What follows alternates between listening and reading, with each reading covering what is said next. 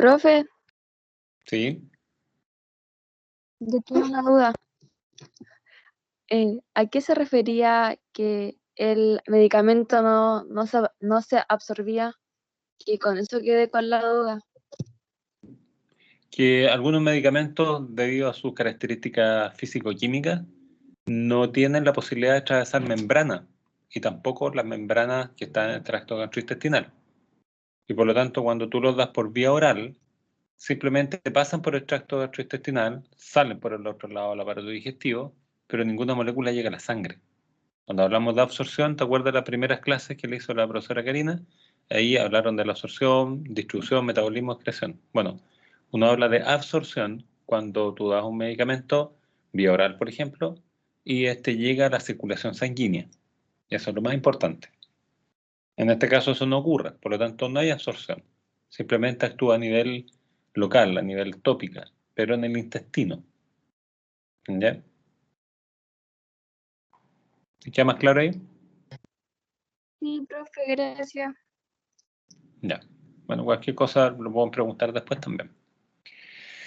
Ya, entonces, bueno, el otro grupo, como para ir terminando esta parte de antibióticos, son las tetraciclinas, y aquí está la razón por la cual se llaman tetraciclinas. Tenemos tetraciclos, son 4 ciclos, y estos tienen distintos tipos de sustituciones, ¿no es cierto?, en las zonas que están identificadas, ya en el R5, R6, R7, y que están descritas aquí abajo. ¿Cuáles son las tetraciclinas, digamos, clásicas? Bueno, es la tetraciclina, ya esa es la más conocida, la que nosotros tenemos, digamos, en la mente y que todavía se encuentra en todos los consultorios, en los hospitales todavía también se encuentra. ¿Y cuáles son las más nuevas que tienen algunas características mejores? Que son la doxiciclina y la minociclina, ¿ya? Estos dos tienen características farmacocinéticas bastante mejorcitas. ¿Cuál es el mecanismo de acción? Bueno, estos también actúan a nivel de la subunidad 30S, ¿ya? También bloquean, igual como lo hacían los macrólidos, esta elongación de la síntesis de cadena de polipeptídica de la proteína a través del aminoácido RNA transferencia, y por lo tanto va a tener aquí también un bloqueo y una inhibición de la síntesis de las proteínas, que es lo que aparece acá. Entonces nosotros vamos a tener un bloqueo, ¿no es cierto?, en esta zona, cuando viene este RNA con su aminoácido, obviamente, correspondiente, a leer, ¿no es cierto?, y a empalmar con el codón que le corresponde. Bueno, en este caso nosotros no vamos a poder tener esta translocación y por lo tanto se inhibe la síntesis proteica y puede tener entonces la oportunidad el sistema inmune, ya a través de sus mecanismos, para eliminar las bacterias que están inhibidas. El espectro de acción también es amplio en el caso de las tetraciclinas, pero tienen algunas cepas que son más sensibles que otras. Entonces, como les decía, Propionibacterium es tremendamente sensible, son muy sensibles. Treponema pallidum también, la sífilis, ¿ya? Las clamidias, tanto la trachomatis, ¿no es cierto?, que es bastante sensible, y los micoplasmas también son bastante sensibles. Por lo tanto, también un Mycoplasma pneumoniae que nos da esta patología que yo les decía que era como una infección viral a la radiografía, pero que es bacteriana, también se puede tratar con las tetraciclinas. La Haemophilus ducreyi también es bastante sensible, el Vibrio cólera también es bastante sensible. Este que nos da la patología diarreica del cólera, eso ustedes lo tienen que haber visto en micro.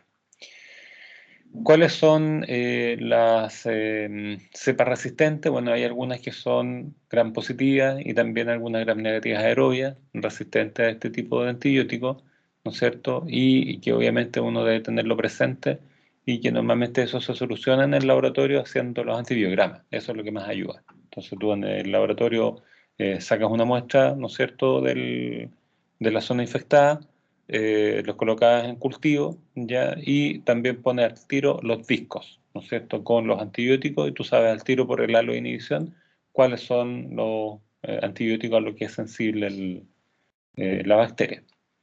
La Pseudomonas no tiene muy buena sensibilidad, ya a excepción de esta, ¿no es cierto?, que es la Pseudomalei, que está relacionada con una melioidosis y que tampoco es muy frecuente, afortunadamente, pero podría ser una estrategia terapéutica en ese caso.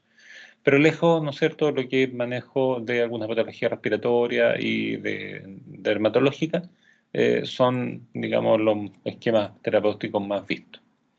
Aquí están los dos, la clásica tetraciclina y la más nueva, que es la doxiciclina. Se fijan, la doxi tiene un perfil terapéutico bastante mejor, ¿no es cierto? Tiene concentraciones mínimas inhibitorias requeridas que son bastante más bajas, ¿no es cierto?, que la tetraciclina. Hay algunos gérmenes, por ejemplo, gram positivos, ¿no es cierto?, que son bastante sensibles, ya los estreptococos, ¿no es cierto?, el piógenes, neumonías. Incluso, si ustedes se fijan, algunos enterococos pueden ser sensibles, pero lo normal es que no lo sean. Gran negativo, algunos como la Escherichia o Enterobacter no tienen muy buena sensibilidad, pero la Haemophilus influenzae sí. También podemos ver que la Neisseria mejilli, el Campylobacter jejuni, son dos gérmenes también que son bastante sensibles. Por lo tanto, ahí tenemos un esquema de tratamiento que puede ser bastante útil, ¿ya? Cuando hablamos de la resistencia, usualmente esta se genera en el caso de las tetraciclinas por la transferencia de estos plasmidos. Por lo tanto, es inducible y se puede traspasar de una cepa a otra, así que es altamente importante, ¿no es cierto?, que nosotros tengamos presente el realizar lo que les comentaba, un buen esquema terapéutico y no favorecer entonces lo que es el crecimiento de estas cepas resistentes, ¿ya? Puede haber entonces también alteraciones en el sistema de transporte, porque estas ocupan transporte activo, ya para poder acceder a la célula. La estructura molecular también es muy grande, por eso necesitan ser incorporados a través de estas proteínas. Y si estas proteínas cambian su estructura o su afinidad, entonces el fármaco simplemente no puede acceder, ¿ya? Y la cepa resistente. Y también disminución del acceso a la parte ribosomal, ¿ya? Porque pueden haber más de una proteína que tenga afinidad también por el fármaco. Acuérdense que los fármacos se guían por afinidad, y si hay otra proteína o un cambio de la estructura, eso obviamente nos va a afectar, ¿ya? Desde el punto de vista de la farmacocinética, aquí ustedes pueden ver que la biodisponibilidad en general es bastante buena, pero lejos los que son de acción más larga, que son los nuevos, tienen una disponibilidad muy, muy buena. Ya se absorben casi completamente, un 93 o un 95%, a diferencia de la tetraciclina, que tiene una absorción que no es mala, pero de un 77%. ¿Ya? Cuando vemos la vía de eliminación, en general, los que son de la acción corta, ¿no es cierto?, como tetraciclina, tiene una eliminación renal que es la más importante, pero en el caso de la doxi y la aminociclina, la eliminación renal no es tan grande, por lo tanto no hay que ajustar mucho la dosis. La diferencia más grande, como les decía, es la vía media. La tetraciclina hay que administrarla cada 6 horas. En cambio, la de acción larga, por eso se llaman así, doxi y minociclina, se pueden administrar cada 12 horas, cada 24 horas, dependiendo del esquema terapéutico, ¿ya? El único problema con las tetraciclinas es que ese tetraciclo que tiene forma quelatos de manera muy, muy fácil, ¿ya? Los quelatos son la asociación con iones bivalentes, como el calcio, por ejemplo. Entonces, ¿qué ocurre? Si nosotros pretendemos tomar una tetraciclina y tragar el comprimido, ¿no es cierto?, deglutirlo con leche, estamos complicados. ¿Por qué? Porque todos los iones bivalentes, el calcio, ya fierro, zinc, magnesio, se van a acomplejar al tetraciclo, y cuando lo hagan ocurren dos cosas. Primero, disminuye la cantidad de calcio que se puede absorber, por lo tanto no va a haber un aporte de calcio en la dieta adecuado cuando esté presente la tetraciclina en el momento que estoy consumiendo la leche. Y por otro lado, el antibiótico también en este proceso de quelación se acompleja y no se absorbe, ¿ya? Por lo tanto, el paciente nunca va a estar en tratamiento. Lo mismo ocurre con este ion trivalente, que es el aluminio, ¿ya?, que hace lo mismo. Entonces, bueno, básicamente lo que se recomienda es obviamente siempre tomar los medicamentos con agua, ¿ya?, y alejados de las comidas, particularmente las tetraciclinas, alejados de todo lo que sea alimentos lácteos, ¿ya? Y obviamente está este hidróxido de aluminio, que normalmente aquí se ocupa como antiácido, ¿ya? De las reacciones adversas, bueno, aquí básicamente el quelato es bastante más duradero si el calcio que está complejando ocurre, ¿no es cierto?, a nivel de los dientes y huesos, ya que los dientes quedan manchados y los huesos pueden incluso llegar a modificar su estructura y volverse más frágiles.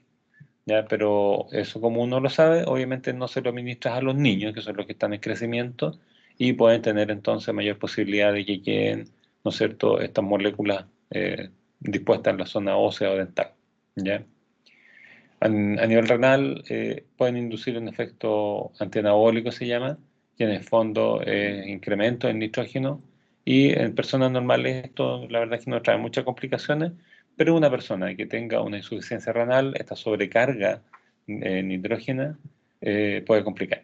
¿Ya? Y hay otros más que son gastrointestinales y de piel y mucosa. Gastrointestinales son como las clásicas, hay que tratar de evitarlas nomás o regular la dosis. Y en piel y mucosa hay que tener la precaución de que hay una fotosensibilidad. Entonces, si alguien está tomando tetraciclina, lo ideal es no exponerse al sol. ¿Por qué?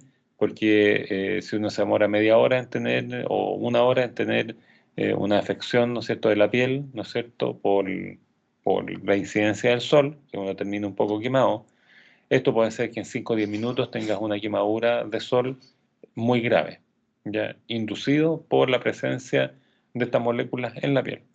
¿Ya?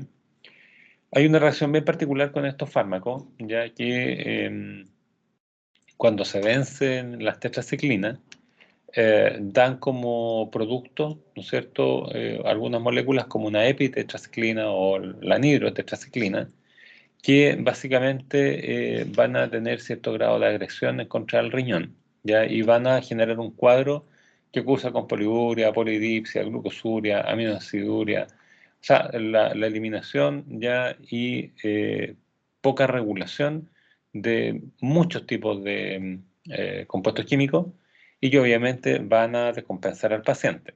Y esto es lo que se llama entonces el síndrome de Lignac de Toni-Fanconi. ¿Ya? Normalmente se conoce como el síndrome de Fanconi y que corresponde a una patología renal ya grave y que obviamente uno sabiendo que el medicamento vencido, en este caso la tetraciclina, provoca esto, obviamente no lo consume. ¿Ya? Entonces también hay que tener cuidado con eso porque muchas personas creen que los medicamentos vencidos son para hacer negocio por parte de la farmacéutica, que son una fecha mentirosa. Yo he escuchado de todo en las noticias. Y bueno, evidentemente quienes han hecho esa opinión no tienen la más remota idea de farmacología. Y uno de los casos graves es que en este caso las tetraciclinas, estos metabolitos ya normales de la degradación del compuesto tetraciclina, provocan una agresión renal grave. ¿Ya? Entonces, y puede que no sea recuperable. Entonces el paciente queda secuelado.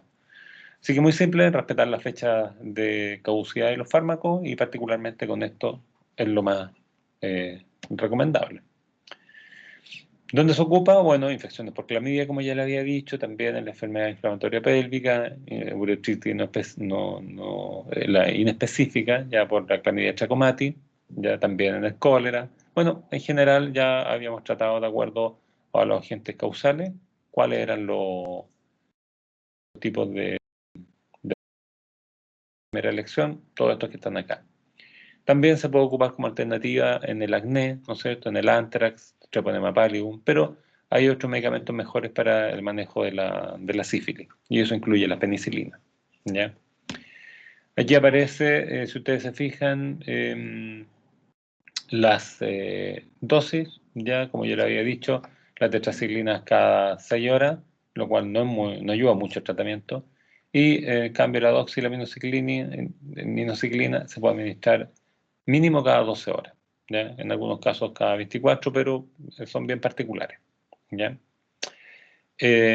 Bueno, el otro fármaco que en oftalmología también lo van a ver de manera bastante frecuente es el cloranfenicol, que viene también en colirio. O sea, este se puede ingerir, ¿no es cierto?, para hacer un tratamiento sistémico antiinfeccioso, pero viene también en colirio para hacer tratamiento de las conjuntivitis infecciosas. ¿Ya? Y es muy común, muy conocido, bastante barato, por lo tanto muy asequible a la población, pero no porque sea barato y asequible a la población, vamos a empezar a ocuparlo cuando no corresponde. Así que aquí primero un buen diagnóstico y después un buen uso del medicamento. Con todo es igual, con todos los medicamentos. ¿Cómo actúa? Bueno, también hay la síntesis proteica a nivel del 50S. ¿ya? Eso es como lo clásico también. Y normalmente el sitio de acción ribosomal está muy cerca de los macrólidos y glicosamías, que lo vimos recién. ¿Se acuerdan que también actúan en 5S? Y también inhiben lo que es este proceso de elongación de la cadena, ¿ya? De esta cadena naciente, entre comillas. Y deja en éstasis el crecimiento bacteriano, no se puede seguir desarrollando y le da entonces la oportunidad para que pueda tener una buena acción el sistema inmune, como ya lo hemos comentado varias veces. La resistencia bacteriana sí existe y lamentablemente también se da por la transferencia de estos plásmidos. Así es que las cepas resistentes hay que tratar de eliminarlas inmediatamente, haciendo, como ya le había dicho, un buen tratamiento al inicio. ¿Cuál es el espectro antibacteriano? Ustedes se pueden dar cuenta que los streptococos, ¿no es cierto?, son bastante sensibles, pero los gram negativos son los que tienen mejor respuesta. Entonces aquí tenemos, por ejemplo, Neisseria gonorrhoeae, tenemos la meningitis, la salmonela, la chiquila también son especies que pueden ser eliminadas con este tipo de fármaco. Y algunas anaerobias también tienen una sensibilidad bastante buena, ya peptococos, peptostreptococos.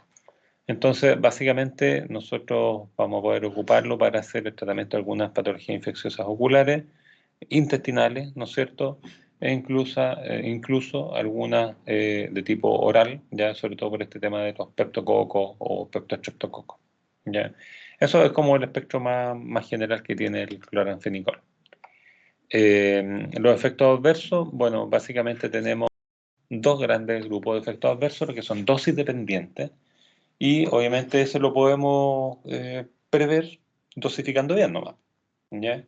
Y ese corresponde a una depresión de la médula ósea y que cursa con anemia, leucopenia y también puede haber una trombocitopenia. Entonces, al final una pancitopenia, entonces, de tipo hematológica. Entonces, obviamente esto se resuelve dosificando bien, ¿ya? Y teniendo también atento, digamos, al paciente en términos de que si llega a debutar con cansancio, con desgano, o sea, con la clínica propia de una anemia, eh, hay que hacerle los exámenes correspondientes y revisar la dosis del antibiótico. Y hay otra que esta lamentablemente no es muy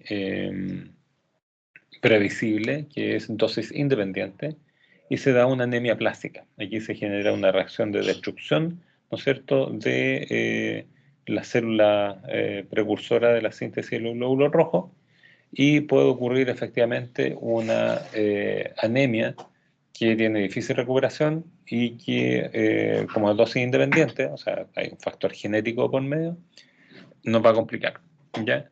Así es que esta normalmente es grave. Lo importante es pesquisarla a tiempo y hacer la corrección médica que corresponda, digamos, al manejo si es que aparece.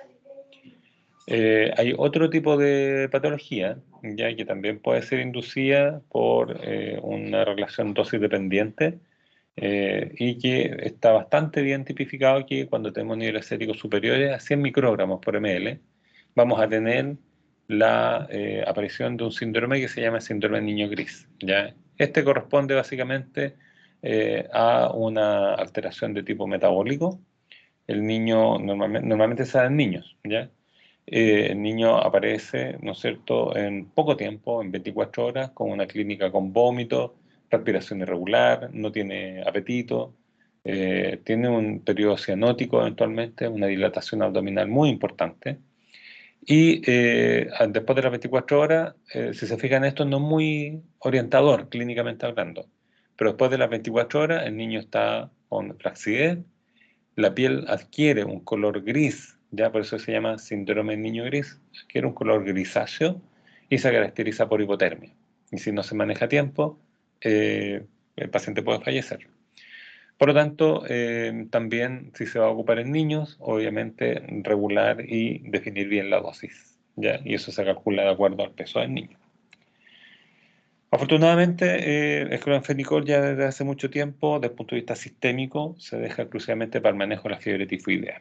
¿Ya? Es como el cuadro más conocido. Y desde el punto de vista ocular, normalmente en algunos tipos de infecciones, pero también hay otras alternativas, como por ejemplo la tobramicina, que la ventaja que tiene es que este no se va a absorber, aunque le coloquemos más gotitas, no se va a absorber. Ahí también, a modo de anécdota, ya, pero que también es como lógico, hay algunas personas que han sido tratadas con el colirio de cloranfenicol y han hecho la anemia blásica. Entonces uno dice, bueno, pero si yo administré el cloranfenicol en el globo ocular, ¿ya? Y es una administración tópica. Sí, claro, bueno, eso es lo que nosotros queremos, pero no es lo que el fármaco hace. El cloranfenicol es una molécula pequeña que atraviesa fácilmente las membranas. Y como la anemia blásica se provoca no por una dosis dependencia del cloranfenicol, sino porque hay una reacción autoinmune que está mediada por una condición genética del paciente, basta que pasen unas pocas moléculas, como ocurre efectivamente cuando yo administro vía ocular, para que se gatille y se dé este efecto adverso.